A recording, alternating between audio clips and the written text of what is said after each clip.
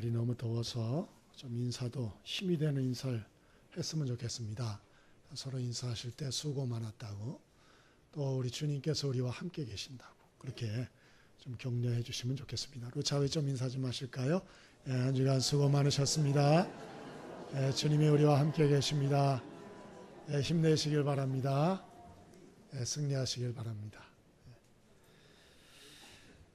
무더위가 지속되고 있어서 많은 분들이 휴가를 또 떠나셨 분들도 계시고, 떠났다 돌아온 분들도 계시고, 또 떠날 분도 계시고, 또 그러지 않고 그냥 집에서 보낼 분도 계시고, 그러리라 생각을 합니다. 못 떠난 분들에게는 위로가 될지 모르겠어요. 휴가 떠났다 온 분들은 다 공감하는 얘기예요.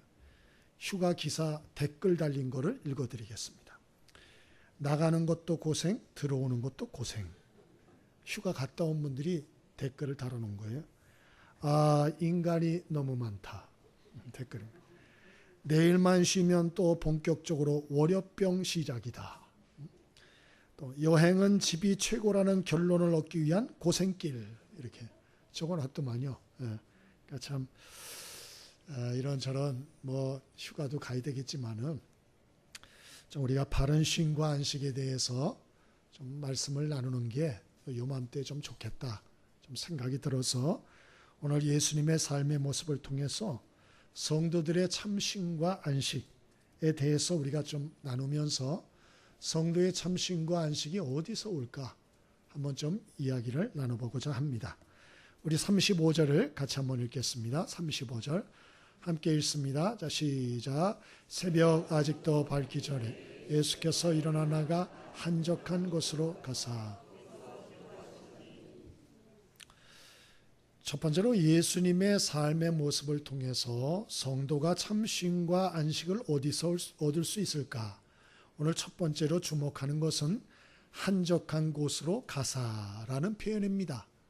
다른 말로 하면 예수님은 날마다 아침마다 사람들 막 부대끼고 싸우기 전에 먼저 한적한 곳에 가셔서 한적한 시간을 가지셨다. 오늘 그렇게 말하고 있어요.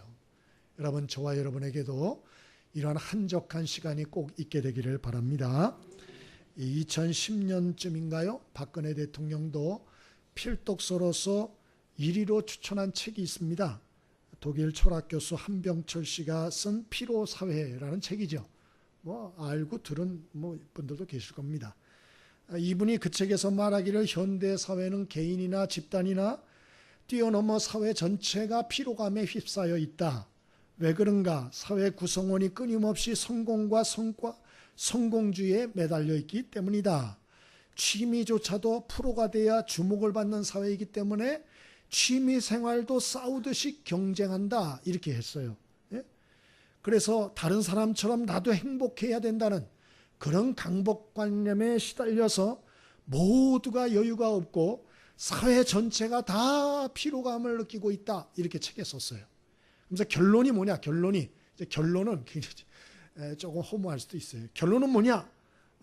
너무 자기를 몰아붙이지 말고 자기를 좀 내려놓으라는 거예요. 자기를 좀 내려놓고 새롭게 행복이 무엇일까에 대해서 행복을 보는 것을 새로 배우고, 행복에 대해 생각하는 것을 새로 배우고, 행복에 대해서 말하고 쓰는 것을 새로 배워라. 그게 결론입니다. 제가 책 한 권을 다 요점 전이 지금 해드렸어요. 예? 좋은 지적이죠. 좋은 지적. 그러니까 행복 찾아 장소 따라다닌다고 그런 게 아니고, 다 피곤할 뿐이고, 진정한 행복이 어디서 오느냐? 이 보는 것을 새로 배우고, 생각하는 것을 새로 배우고, 말하고 쓰는 걸 새로 배워야 된다. 행복에 대해서. 이 가치관의 전환이 와야 된다. 그런 얘기죠. 오늘 본문에 보면 예수님도 35절에 살인적인 3년의 공생애를 사시는데, 그 새벽 미명에 일어나셔서 뭐 하셨나? 한적한 곳에 가셨다. 그래서 한적한 곳에서 한적한 시간을 가지셨다. 그런 얘기예요. 그럼 예수님만 그랬나? 아닙니다. 마가복음 6장 31절에 보면 예수님께서는 너무나 바빠하는 제자들에게도 너희는 따로 한적한 곳에 와서 잠깐 쉬어라. 그렇게 말씀했어요. 예? 그러니까 여기서 한적한 곳이라는 게 굉장히 중요한데요. 한적한 곳이라는 건 뭐냐? 조용한 곳, 사람이 없는 곳, 사람에게 방해받지 않는 곳, 그런 장소와 시간을 좀 가져라. 이렇게 말씀하는 것이죠. 여기에 진정한 쉼과 안식이 나오기 때문에. 우리 휴가철만 되면 생각하는 게 똑같은 것 같아요. 이렇게 보면. 방송에서 막 여론몰이를 해가지고, 예? 그냥, 야, 부산이 좋다더라. 그러면 다 부산. 와, 해운대가 좋다더라. 다 해운대.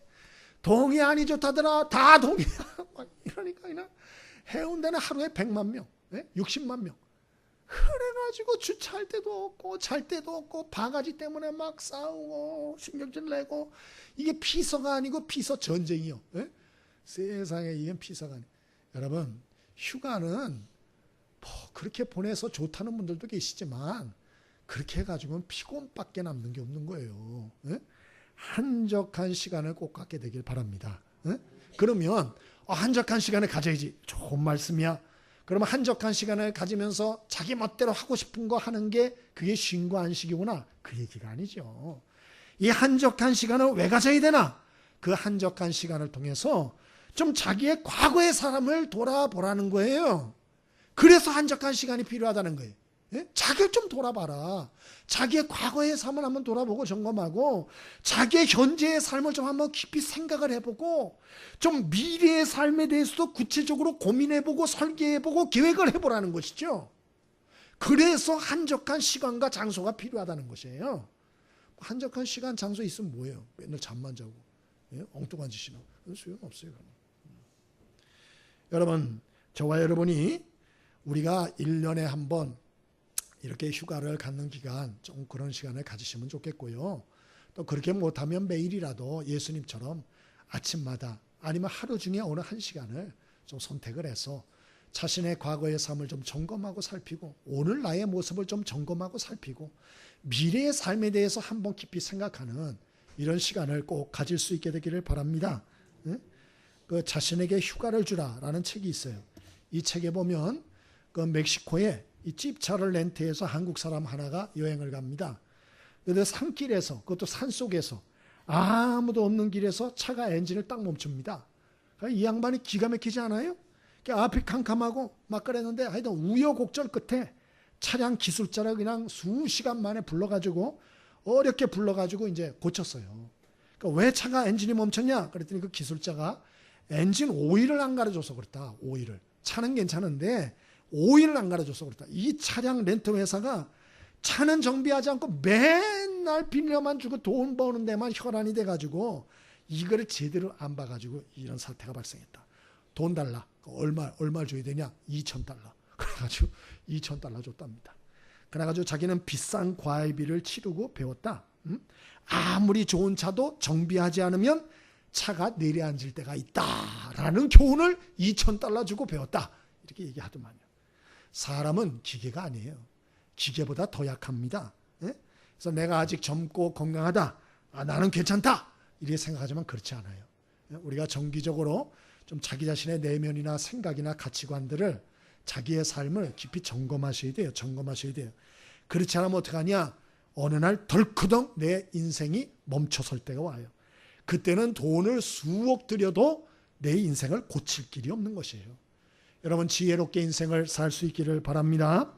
오늘 예수님도 바쁜 일정 가운데서도 새벽에 시간을 떼어서 참 한적한 곳에 가셔서 사람 부대끼지 않고 하루를 시작할 때에 자기의 삶을 점검하고 되돌아보고 하루의 삶을 계획을 하고 이런 삶을 사셨다는 거예요. 저와 여러분이 이런 한적한 시간을 꼭 가지셔서 끝까지 정교하게 쓰임받는 축복이 있게 되길 바랍니다. 두 번째로, 우리가 성도의 쉼과 안식이 어디서 올까? 첫 번째는 한적한 시간을 꼭 가지세요.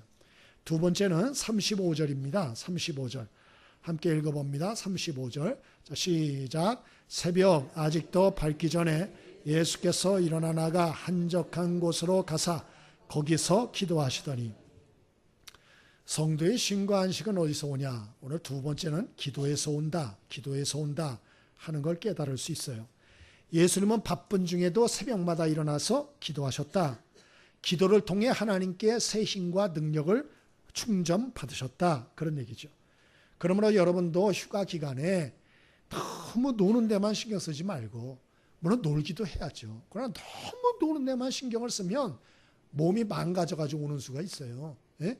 그러니까 꼭 휴가 기간에는 여러분이 기도 제목을 몇 가지 가져가세요. 예? 기도 제목. 여러분 고민하는 기도 제목 있잖아요. 저도 마찬가지예요. 전 다음 주간에 휴가를 갑니다만은 저도 마음에 깊은 기도 제목이 있어요. 예? 그 기도 제목을 수시로 하나님께 기도해야 돼요. 기도라는 게 교회에서만 하는 게 아니에요. 여러분이 걷고 밥을 먹고 숨을 쉬면서도 계속 하나님께 그 기도를 알아야 되는 거예요. 그러면 그 시간이 3일, 4일 이렇게 지속되면서 하나님이 무엇을 통해서든지 우리에게 깨닫게 해주세요. 답을 주시는 거예요. 여러분 이런 경험을 꼭 할 수 있게 되기를 바랍니다. 이번에 국민일보에 리우 올림픽 축구 대표팀 단장으로 간 그 이용수 씨라는 분의 간증이 나왔어요. 이분은 또 대학 교수이기도 하고 KBS 해설위원도 했고 또 월드컵 축구 기술위원장도 하셨던 분이에요. 이분은 근데 어릴 때부터 예수를 믿던 분이고요. 축구 선수 생활을 한국에서 좀 하다가 이제 외국에 유학을 가셨어요. 유학을 가가지고 거기서 이제 교회를 다녀서 그 목사님한테 제자 훈련을 받고 이제 한국에 들어온 거예요. 그래서 한국의 축구기술위원장에 선정이 돼가지고 이분이 하다가 월드컵을 앞두고 히딩크 감독을 이 월드컵 한국 축구대표팀의 감독으로 추천했어요. 이분이 추천한 거예요, 이분이. 예? 이분이 사실은 그 장로님이거든요, 장로님. 그래서 이용수 장로님. 이분이 이제 추천을 한 거예요.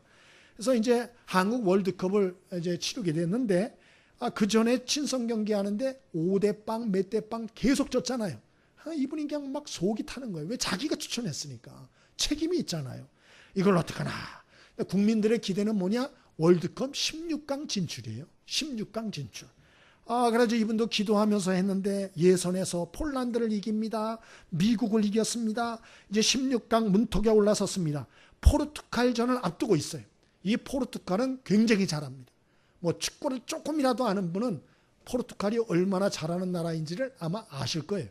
옛날에 그 유세비오 같은 선수도 포르투갈 선수고 요즘 또 잘 나가는 그 말끔하게 그 아주 깐돌이처럼 생긴 이름이 누구죠? 호날두. 호날두 그 선수도 포르투갈 선수 아닙니까? 예? 그러니까 이분이 이제 박항서 코치하고 너무 고민이 되는 거예요. 그래서 호텔에서 다음 날이 이제 시합인데 너무 잠이 안 와가지고 막 고민하는데 새벽 4시에 이게 뭐 생신지 꿈인지 알지 못하는데 노래소리가 들리더래. 노래소리. 어떤 노래냐? 기도할 수 있는데 왜 걱정하십니까? 이 노래소리가 막 들리더래요. 그래서 후다닥 일어났대요. 이게 무슨 소리지? 이거 하나님이 들려주시는 음성이었구나. 그리고 성경을 폈답니다. 시편 42편을 무작정 폈대요. 펴서 읽는데 이런 말씀. 하나님이여 사슴이 시냇물을 찾아 헤매듯이 내 영혼이 주를 찾기에 갈급하나이다. 내 영혼아 내가 어찌하여 낭망하며 내 속에서 불안하여 하는고 너는 하나님을 바라라. 그 얼굴에 도우심을 인하여 내가 오히려 찬송하리로다. 이걸 다 읽은 거예요. 너무 감동이 됐어요. 그래서 이분이 하나님께 기도했대요. 하나님 도와달라고. 기도하고 잠을 잤답니다. 결론은 어떻게 됐죠? 포르투갈전에서 우리나라가 이겼습니다. 포르투갈만 이긴 게 아니고 스페인도 이겼습니다. 스페인만 이긴 게 아니고 이탈리아도 이겼습니다. 할렐루야. 참 얼마나 신나고 그때 난리 났었잖아요. 뭐 대한민국하고 막 밖에서 춤추고 난리 나지 않았어요? 서울 주님의 교회 장로님이신데 여러분 하나님은 지금도 살아계시다는 걸 잊지 않게 되길 바랍니다. 성령님을 보내 우리와 동행하고 계시고요. 그리고 여러 가지 우리의 삶에 여러 가지 일들의 문들을 열어주시는 분이에요. 여러분이 어렵고 힘들 때마다 답이 없다, 낙심, 절망하고 불안하고 그러지 말고 여러분 모든 답이 기도에 있어요. 기도에는 답이 없어요. 발버둥을 치고 여러분이 뭐 세상 뭐 수십 수백 개국을 여러분이 다 돌아다닌다 할지라도 거기서 답이 나오질 않아요. 답은 하나님께 있는 거예요. 아멘이십니까? 소망은 하나님께 있는 거예요. 그래서 우리가 하나님께 끝까지 믿음으로 기도할 때 그 하나님이 진정한 쉼과 평강과 진정한 안식을 주는 거지 진정한 안식과 쉼은 배우자가 주는 것도 아니고 자식들이 주는 것도 아니에요. 하나님이 준다는 걸 잊지 않게 되길 바랍니다. 그래서 성경은 뭐가 진정한 쉼과 안식을 주냐? 기도가 진정한 쉼과 안식을 준다. 그렇게 말하는 것이에요. 마지막 세 번째로 무엇이 진정한 쉼과 안식을 주는가? 우리 37절과 38절 읽어봅니다. 자, 시작. 만나서 이르되 모든 사람이 주를 찾나이다. 이르시되 우리가 다른 가까운 마을들로 가자. 거기서도 전도하리니 내가 이를 위하여 왔노라 하시고. 아멘. 우리가 성도의 진정한 쉼과 안식은 어디서 오는가? 앞전에 처음에 말씀드린 것처럼 한적한 시간을 꼭 가지셔야 돼요. 여러분 여유를 갖고 꼭 자기를 생각하고 점검하는 한적한 시간을 가지셔야 되고, 두 번째로는 기도가 있어야 돼요. 마지막 세 번째는 어떻게 되나? 화목한 대인관계를 가지셔야 돼요. 화목한 대인관계. 오늘 예수님이 37절에 제자들이 모든 사람이 주를 찾나이다 그랬어요. 그러자 예수님이 우리가 다른 가까운 마을들로 가자. 거기서도 전도하리니 내가 이를 위하여 왔다. 그렇게 말해요. 텔레비에서 보니까 개그맨 박명숙 씨가 세상에서 자기가 뭐가 제일 무서운가 얘기를 하면서 자기는 귀신이 안 무섭다. 근데 세상에서 가장 무서운 게 하나 있는데 그게 뭐냐? 사람들이다. 사람들이 제일 무시무시하다. 이렇게 말했더만요. 예? 사람이 살면서 왜 힘든가? 왜 피곤하고 왜 고민이 되고 왜 불행감을 느끼고 행복감을 느끼고 왜 자꾸 그러나? 그 이유는 사람과의 갈등 때문에 그래요. 예? 그게 참 힘들거든요. 그러면 사람들하고 가까이 하는 게 너무 힘들다고 그냥 담 쌓고 산속에 머리 깎고 들어가면 되나? 예? 뭐 나는 자연인이다 외치면서 지리산 꼭대기에 아니면 산골짜기에 들어가가지고 그냥 나물 뿌리 뭐 캐 먹으면서 살면 되나? 그렇지 않아요. 우리 예수님께서 마태복음 5장에 너희는 세상의 빛과 소금이라 그러지 않았어요?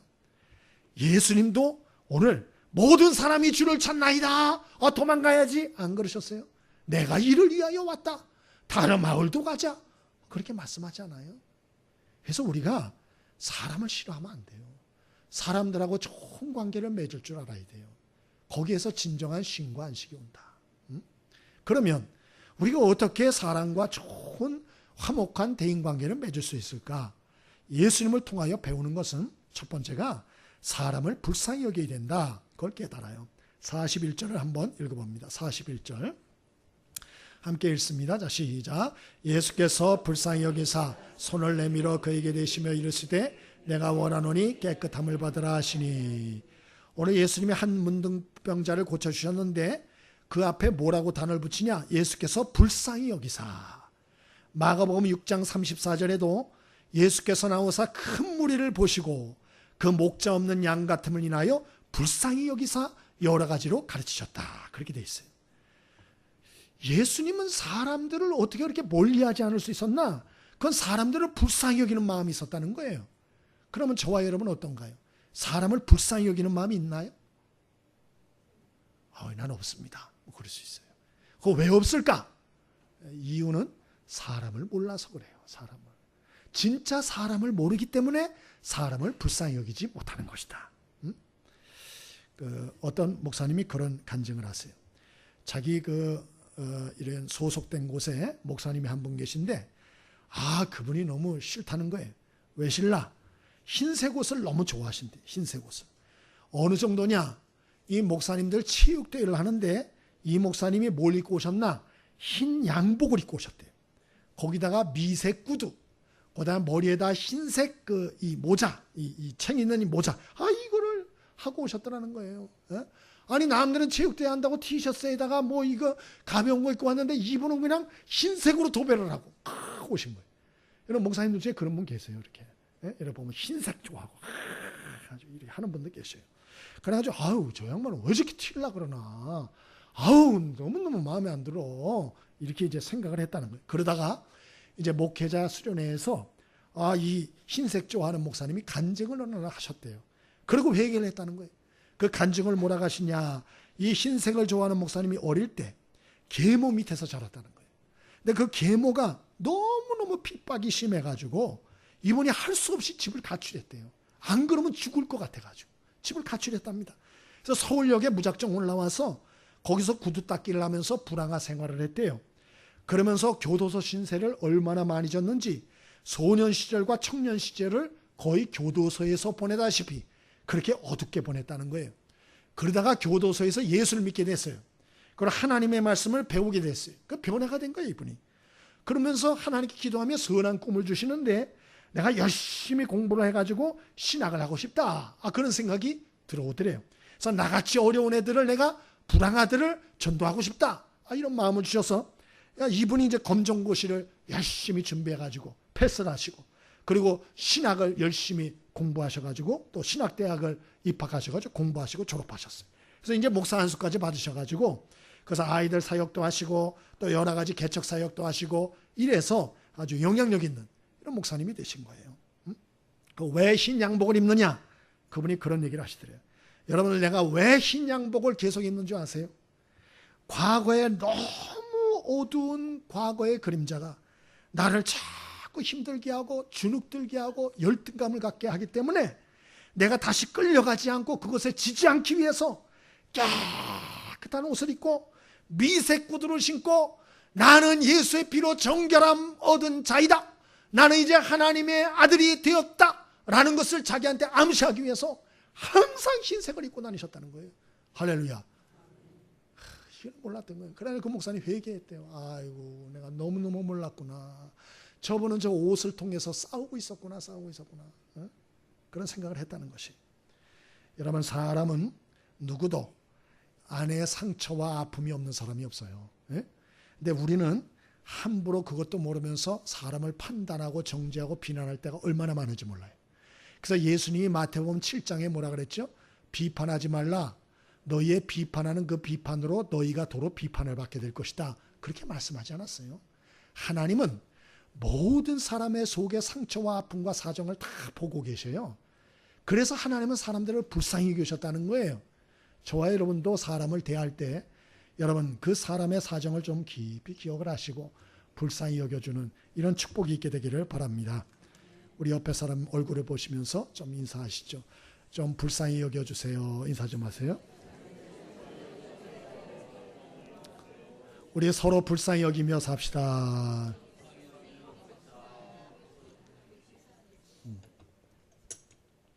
하나님 다 귀히 여기시는 존재들이에요. 불쌍히 여기는 마음을 꼭 가지셔야 돼요. 사람을 좀 이해할 줄 알아야 돼요. 두 번째로는 어떻게 할 때 우리가 화목한 대인관계를 예수님처럼 유지할 수 있나? 사명감을 가져야 돼요. 사명감을. 오늘 예수님이 식사할 겨를도 없이 병자들 고쳐주시고 귀신 들린 자 쫓아주시고 말씀을 가르쳐주시고 이렇게 3년 동안을 집중하셨잖아요. 근데 마지막에 예수님을 누가 팔아먹었죠? 그 가룟 유다, 예수님의 제자 중에 하나인 가룟 유다가 예수님을 팔아먹었어요. 또 예수님이 체포될 때 제자들이 다 배신하고 다 도망갔어요. 결정적인 순간에 누구도 위로가 되지를 않았어요. 여러분, 그러니 유대인들이나 민중들은 더 말할 게 뭐가 있어요? 당연히 배척을 하죠. 그 사람들도. 여러분, 예수님이 어떻게 하셨어요? 야, 인간은 키워봤자 소용없어. 야, 인간이라면 이가 갈린다, 이가 갈려. 예수님 그러셨습니까? 내가 인간다라고 상정하면 내가 아이고 성을 간다, 성을 간다. 예수님 그러셨습니까? 그래 안 하셨죠.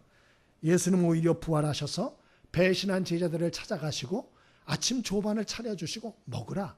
그렇게 말씀하지 않았어요? 그리고 그대로 회복시키지 않았습니까? 아니 어떻게 이럴 수 있었을까? 마가복음 10장 45절 인자에 온 것은 섬김을 받으려 함이 아니라 도리어 섬기려 하고 자기 목숨을 많은 사람의 대속물로 주려 함이라. 예수님은 자기가 이 땅에 온 이유가 섬김을 받으러 온 것이 아니고 섬기고 내 목숨을 대속물로 주러 왔다. 이게 나의 사명이다 라고 하는 분명한 사명의식이 있었다라고 하는 것이에요. 여러분, 사람이 사명의식이 얼마나 중요한지 아세요? 우리에게는 주인이 계세요. 하나님이 여러분을 왜 불러주셨을 것 같아요? 왜 구원해 주셨을 것 같아요? 왜 은혜를 주셨을 것 같아요? 여러분한테 상처 준 사람 복수하라고 불러주셨을까요? 아니죠. 그들을 끝까지 섬기고 사랑해서 그들의 영혼을 구원하는 이 사명을 완수하라고 부르셨다는 걸 잊지 않게 되길 바랍니다. 오늘 예수님도 그러잖아요. 사람들이 다 찾습니다. 그러니까 우리 다른 마을로도 가자. 거기서도 우리 전도하자.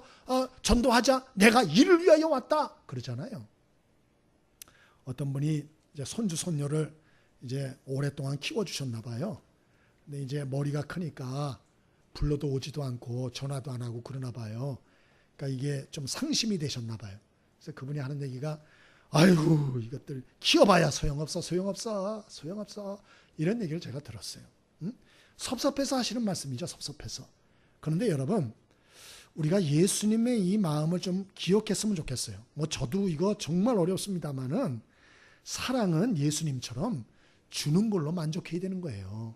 아멘이십니까? 뭐를 바라면 안 되는 거예요. 그러면 시험에 들고 섭섭병에 걸리는 거예요. 그냥 아이들을 키울 때 사랑을 준 걸로 끝내야 돼요. 그냥 거기서 뭘 더 바라면 안 되는 거예요. 왜 그래야 되나? 하나님이 나에게 그런 사명을 주셨다. 이 사명의식이죠. 사명의식. 그게 내 사명이요. 여러분, 사명을 준 분이 하나님이시라고요. 그러니까 이 사명은 내가 대가를 받던 보상을 그 사람한테 받던 상관없어요. 나에게 명령하신 그분의 명령대로 나는 끝까지 사명을 이루면 되는 거예요. 그러면 그 상급은 누가 주세요? 주인이신 하나님이 주시는 거예요. 아멘이십니까? 우리 이런 정신을 가지고 사람을 좀 대할 필요가 있지 않나. 왜? 사람들 가까이 하다 보면 실망할 때가 너무 많아요. 왜? 기대를 했는데 너무 그 기대에 응하지 못할 때 우리가 상처받고 시험에 들고 이리저리 우리의 평안을 깰 때가 얼마나 많습니까? 여러분, 저와 여러분이 이 말씀을 꼭 기억하시고, 여러분, 내가 전도할 대상이다 생각을 하면 말 조심하고 행동 조심할 수 있잖아요.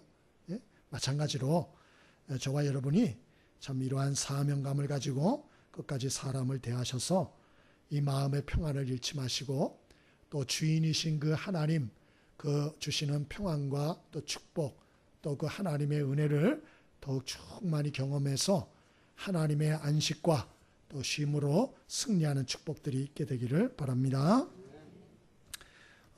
우리 복음성가 하나 있죠? 예, 오늘 집을 나서기 전 우리가 한번 불러봤으면 좋겠습니다.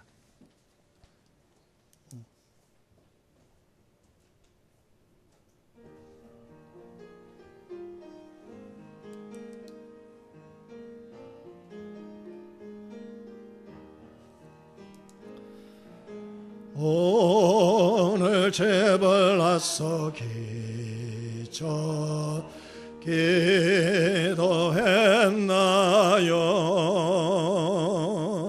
오늘 받을 은총 위에 호소했나요?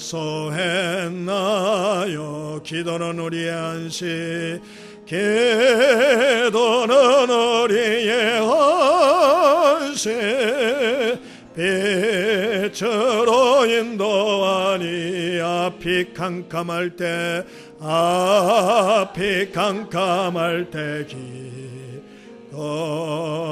잊지 마세요. 마음에 분노 가득할 때, 마음에 분노 가득할 때 기도했나요? 나의 앞길 막는 친구 용서했나요? 기도는 우리의 안식, 기도는 우리의 안식, 빛으로 인도하니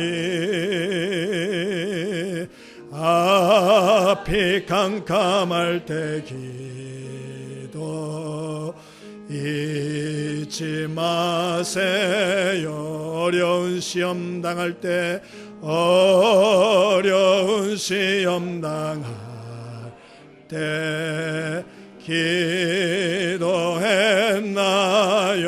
주가 함께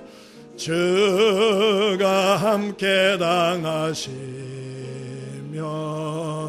능히 이기리. 기도는 우리 안식, 기도는 우리의 안식, 빛으로 인도하니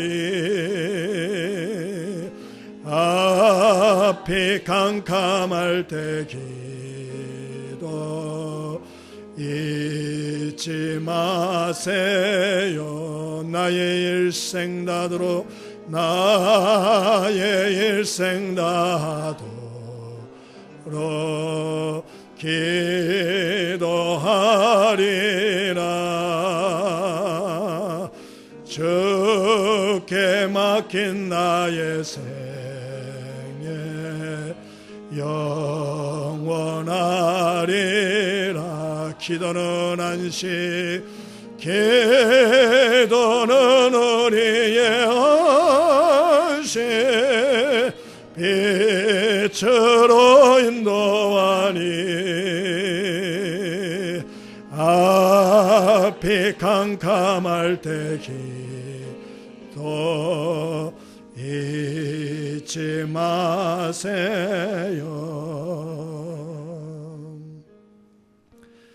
오늘 말씀 기억하고 우리 함께 기도합니다. 우리 기도할 때 첫 번째로는 우리 회개하면 좋겠습니다. 왜 안식과 쉼이 깨졌나? 왜 평안이 없나? 혹시 내가 주인 행세하기 때문이 아닌가? 깊이 생각을 해야 돼요. 우리에게 기쁨을 주시고 안식을 주시고 쉼을 주시고 복을 주시는 분은 우리 하나님이세요. 우리 주님이세요. 내 자녀들이 아니고 배우자도 아니고요. 주변에 있는 그 어떤 사람도 아니에요.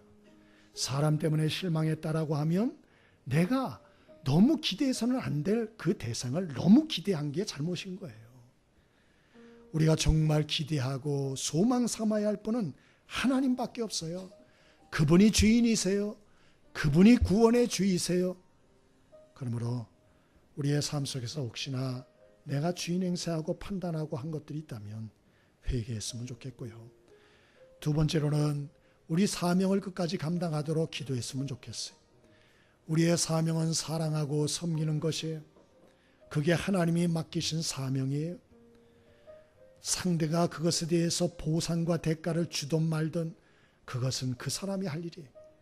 하나님이 거기에 대해서 계산하실 것입니다. 하나님이 상급도 우리에게 하나님이 주실 것입니다. 그러므로 사람 때문에 자꾸 힘들어지지 말고 끝까지 하나님이 주신 사랑과 섬김의 이 사명을 잘 감당케 해달라고 우리 기도했으면 좋겠어요. 오늘 시간 말씀을 붙들고 우리 함께 기도하겠습니다. 기도합니다.